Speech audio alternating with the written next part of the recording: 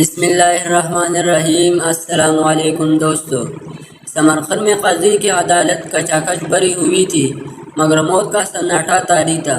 قاری نے مدعی کو بلایا، بوڑھا عیسائی راہب لاٹھی ٹیکتا آگے بڑھا اور بولا، قاضی محترم، ہمارے دادا رسی کی جائے مسلم سپہ سالار نے اپنے اسلاف کی روایت سے روگردانی کر کے ہمارے شہر پر قبضہ کیا ہے۔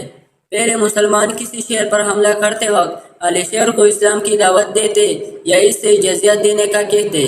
دونوں شرائط سے انکار کی صورت اس شہر سے جنگ کی جاتی تھی، لیکن سمرقند کے شہر کو ایسے کوئی پیشکش کیے بغیر ہی فتح کیا گیا ہے۔ ہمارے ساتھ انصاف کیا جائے۔ قاضی نے مسلم سپہ سالار کو بوڑھے راہب کے ساتھ کھڑا کر کے اس کا دعویٰ پیش کیا۔ مسلم سپہ سالار سے کوئی جواب نہ بن پایا۔ قاضی نے فیصلہ سنایا، چونکہ اہل شہر کو شرائط پیش کیے بغیر فتح کیا گیا ہے جو اسلامی قانون کی روگردانی ہے، لہذا مسلم فوج فوراً شہر خالی کرے اور جتنے دن شہر میں قیام کیا ہے اس کا ہر جانہ بھی دیے۔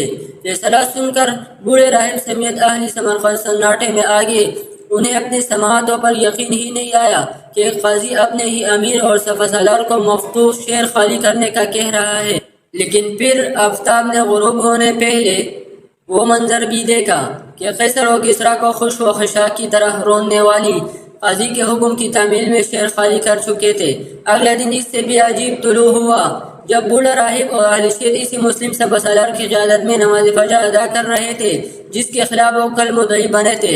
تاریخ میں اس مسلم سپہ سالار اور حاکم خراس کا نام قتیبہ بن مسلم بحالی تھا، جس نے اپنے ہی ایک قاضی کے فیصلہ پر شہر کا قبضہ چھوڑ کر دلوں پر قبضہ کیا تھا۔